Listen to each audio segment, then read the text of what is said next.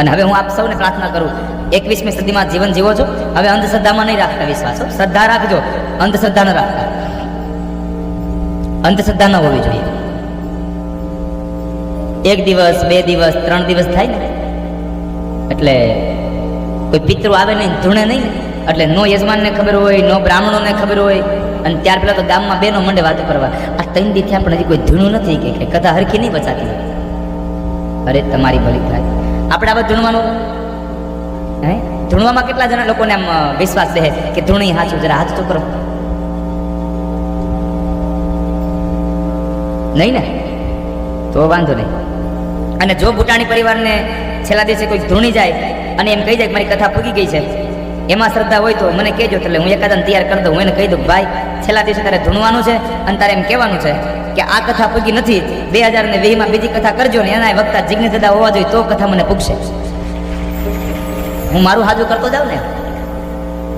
તમને જો ધૂણેમાં જ શ્રદ્ધા હોય તો, બાકી મારે તો નિયમ છે ધૂણે એને રૂમમાં પૂરી દેવાના, થાકી જાય એટલે ખખડાવે, હવે ખોલો મેં ધૂણ લીધું એટલે બહાર કાઢવાના. આ મારે તો હવનમાં બધો નિયમ છે આવો. હું હવનમાં જાઉં એટલે કોઈ ધૂણમાં જ નહોતું, અને ધૂણે એને પૂરી જ દઉં, રૂમમાં જ પૂરી દઉં. નકર વળી પાછા સામે આવીને કે 32 તારા 32 મારા ને 33 કરોડ દેવતા.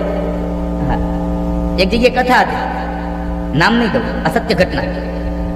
સાંજે 5 વાગે ને એટલે હું ધૂન ગવરાવું ને એટલે બેન આવે, વાળ ખુલ્લા મૂકે અને એ બફના પડી જાય. એને ઊભા કરવા પડે. ચારે બાજુ આ સ્ટેજ હોય, આજુબાજુમાં આમ આવા સ્ટેજ બનાવ્યા નાના નાના, હવે ન કરે નારાયણને વાગી ગયો તો કાળી ટીલી બેસી જાય.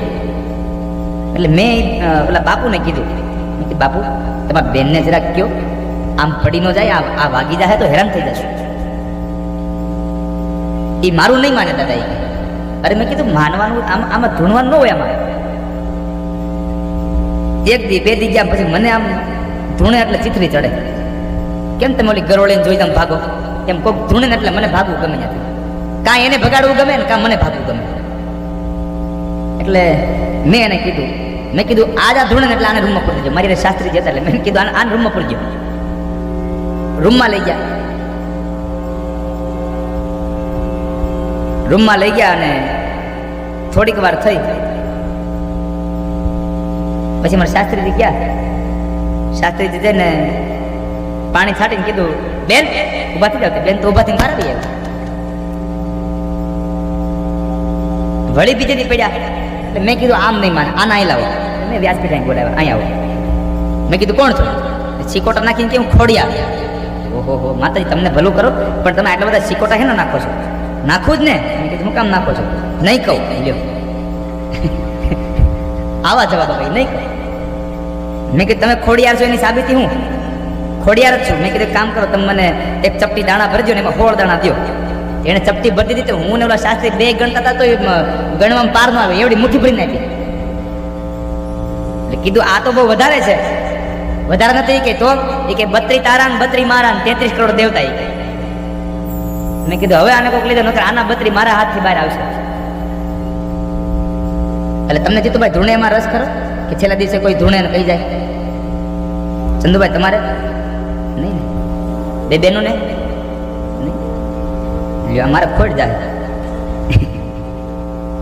મેં કીધું 2002 ની કથા નક્કી કરતો જાવ ભેસવડીને. ધૂણે ને એમાં શ્રદ્ધા રાખવા કરતા સાહેબ તમે જે ધૂન ગાવ છો ને એમાં શ્રદ્ધા રાખજો. તમારા પિતરો ભગવાનના ધામમાં પહોંચી જશે. આ મારો ભરોસો છે સાહેબ. તમે જે ધૂન ગાવ ને એમાં ભરોસો રાખજો. મને ધૂણમાંથી ભરોસો ઉડી ગયો ને એનું મૂળ કારણ એક છે. એક જગ્યાએ રાંદલના લોટા તેડ્યા ને ભૂવા બાપા ધૂણ્યા. એટલે મેં એને પૂછ્યું, આજથી 8 વર્ષ 9 વર્ષ પહેલાની વાત છે. મેં એને પૂછ્યું કે હે બાપા માડી આ લોટા પૂગી ગયા? તો એ બાપાએ મને જવાબ આપ્યો, માડીએ 2 લોટા પૂગ્યા ને 2 નથી પૂગ્યા. મેં 4 લોટા તેડ્યા હતા. એ કે 2 પૂગ્યા છે ને 2 નથી પૂગ્યા. મેં કીધું 2 જ્યાં જાવ ત્યાં તમે લઈ આવજો, હવે બીજી વખત નહીં તેડી. એમ મેં 4 એક હારે તેડ્યા હતા. અંધશ્રદ્ધામાં ન જાઓ.